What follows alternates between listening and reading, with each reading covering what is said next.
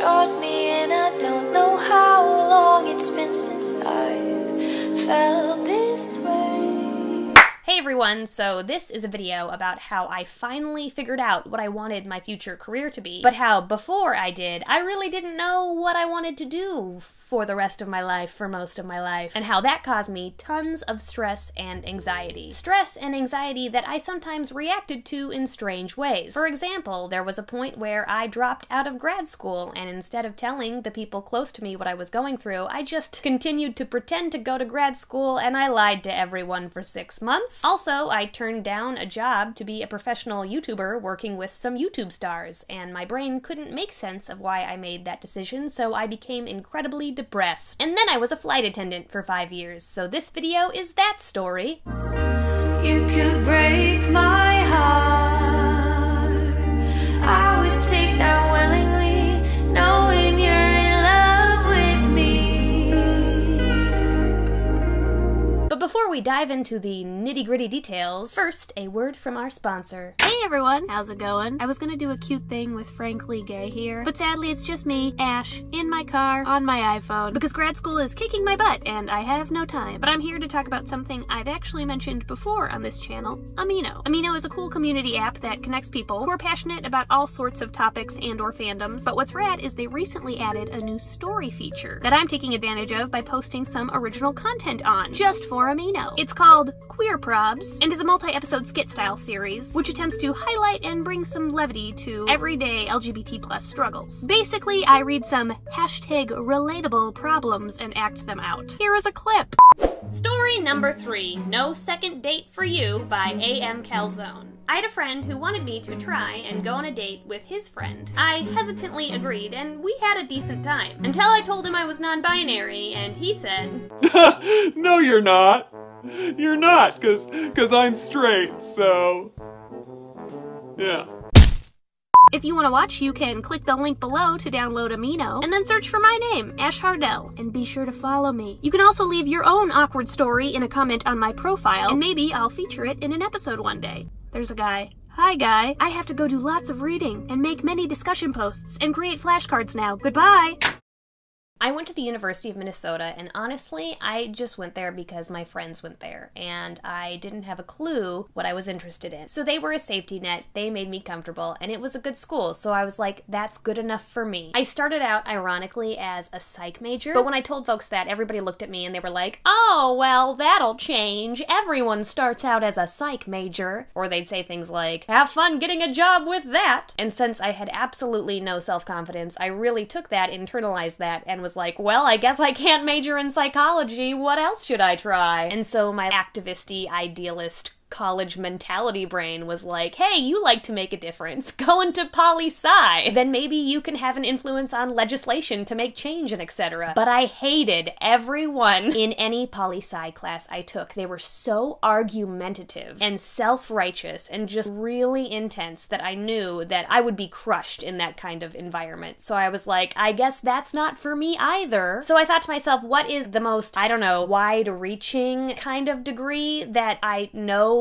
I could do good at because I have experience with it? And I was like, okay, English. I'll major in English. I like to read and write. Those are things I've been doing for a while now. We did them in high school. I know what English classes are like. Let's do English. And I was really good at English. I had like 3 or 4 professors who were like, wow, you are fantastic at this. You should really consider pursuing English at the graduate level after you graduate. But I wasn't particularly passionate about it. Don't get me wrong, I fucking love literature and things, but English is meant to be a hobby of mine. Reading and writing and thinking and analyzing are activities that are meant to exist in my spare time for fun. Otherwise, all the enjoyment is sucked out of it. But while I was in it, during the time I was an English major, I panicked and was like, fuck, what job does one do with an English degree? The only thing I can think of is teacher. Okay. And I applied for a teaching program. Also because I had a few friends doing it, and I was like, I like my friends, they make smart decisions, I'll just be a sheep. I started that program, and surprise, surprise, it didn't like light a fire inside me. I was like, meh, this is fine. I guess maybe I could do this for the rest of my life. And that made me super sad because I didn't want to feel those feelings forever. I wanted to be like,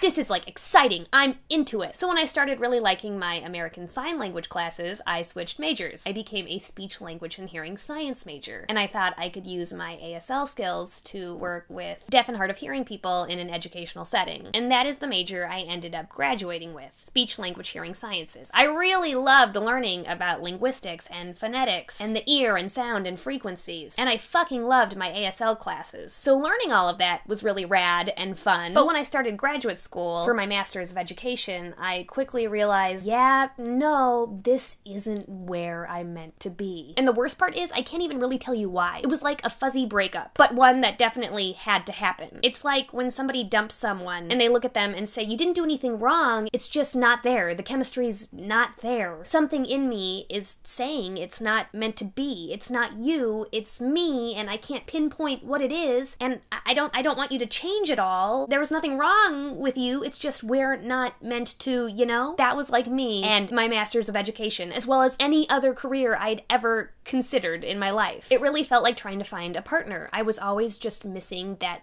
spark. And eventually I just couldn't rationalize paying for graduate school, which is so expensive when I wasn't into it, so I quit. But all my friends were successfully and happily in graduate programs, so that felt like a giant failure. I was ashamed and embarrassed, and I didn't tell anyone, and whenever I saw them, they'd say, how are classes? What are classes like? What's up? And I would just lie, and I couldn't bring myself to say, hey, you know the thing that you're succeeding at, the thing that feels right to you, the thing you should be really proud of, because, I don't know, I really value education. My friend group has always really valued education. You know that thing that you're fucking crushing? I tried to do that exact thing, but it crushed me. But please don't look at me any differently. And while I was lying to everyone, I took a job as a barista in an airport. I spent that time doing YouTube really hard and applying for random other careers. One of those careers was to be a flight attendant because my parents work for the airlines, and again, when I don't know what to do, I just follow other people, and I'm like, oh, you do this, maybe I could do this field, what? And the other thing was I auditioned to be the talent on a YouTube show, a new show that Rhett and Link were launching. I might end up bleeping out the names that I just said. This is something that I've never told anybody online. Nobody knows that I was almost a professional, actual YouTuber living in LA who worked for super famous YouTubers, and they were really interested in me, and they flew me out to LA, and we shot a pilot for the show they were thinking about launching for a week. And after we did that, they called me and they were like, hey, we really like you, and if you want,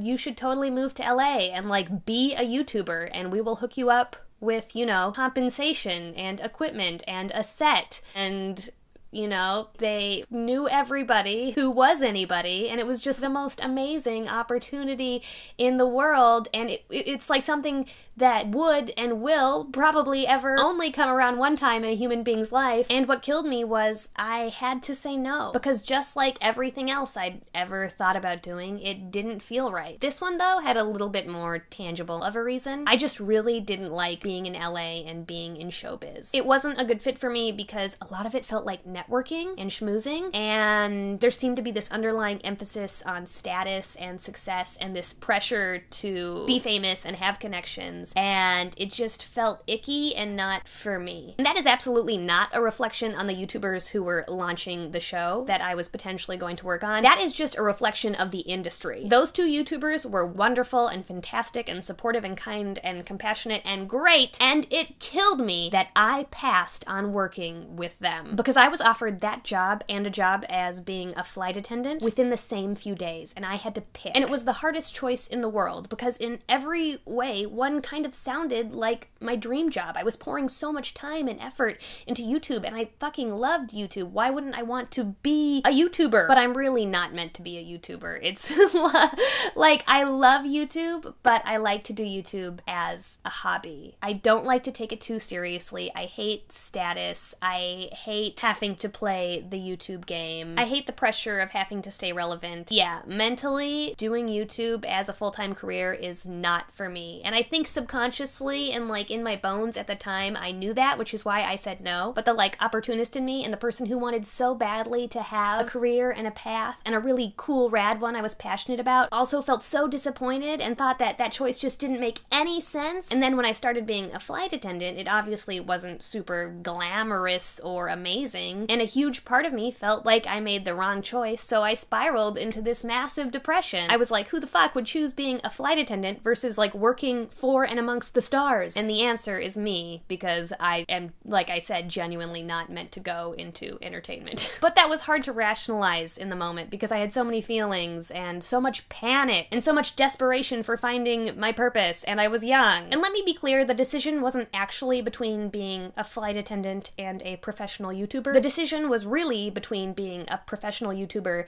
and not being a professional YouTuber. And that decision, choosing not to be a YouTuber, was one of the best decisions I've ever made in my life. That was me choosing my mental health over a ton of things that society really values, like influence and power and connection and etc. And it was really tempting, but I turned that down to be the happy, healthy person I needed to be. It also allowed me to stay in Minnesota, where I met Grayson and fell super, super in love. We have an amazing family, friends I wouldn't trade for the world, and that really challenging dark depression I fell into, that caused me to start therapy, which is where I found out what I wanted to do with the rest of my life. So fast forward to now, I am in a Master's of Counseling Psychology program, and I am so fucking jazzed. I finally have that spark I've been looking for. Maybe in the future I'll talk about what license I'm thinking about pursuing, or what parts of psych really interest me, or the potential kinds of clients I hope to connect with. But this video is already really long. I think the major takeaway of it though, and the reason I wanted to share my story, is because I think it really goes to show that you can't always plan these things. To me, it was those things that felt like huge failures. Dropping out of grad school, turning down my dream job. If not for those things, I wouldn't have found what I really, really want to do. What I feel like I'm meant to do. Also, fuck normative timelines. You don't need to follow a traditional path in your life at all. I'm 27 and I just recently started following my dream. So if you're 16, 17, 18, or just graduating high school or college and you don't know what you want to do, that's okay. You can figure it out whenever. The fact that you don't know now is not a failure. I'm on my second career. I'm going back to school. You can go back to school. You can not go to school at all. You can have always been interested in one thing and then randomly take a really hard left and do another thing for the rest of your life. There are no rules. I'm sorry that pressure and feeling lost feels so shitty, but if I can do it, you can do it. And just because you feel lost or unsure now doesn't mean you'll feel that way forever. Finally having a career I am stoked about feels really bizarre to me now. I really thought for a while that I would just go through my entire life not really knowing what I wanted to do. And also, you know, sometimes that happens, and that is also not a failure. You can still have so much fucking happiness without a perfect magical career tailored for you. You can also find purpose and happiness and love in friends and family and pets and art and fun and hobbies. There is so much pressure to find the right career. It crippled me for so long. It was the source of almost...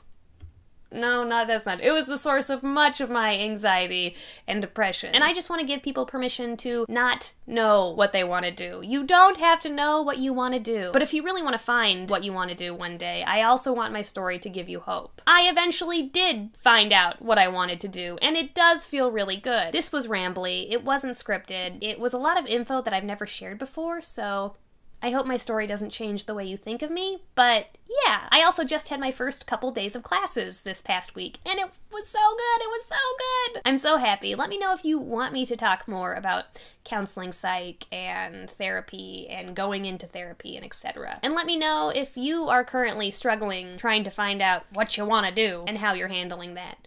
Otherwise, I guess I'll see you next time. Okay, bye!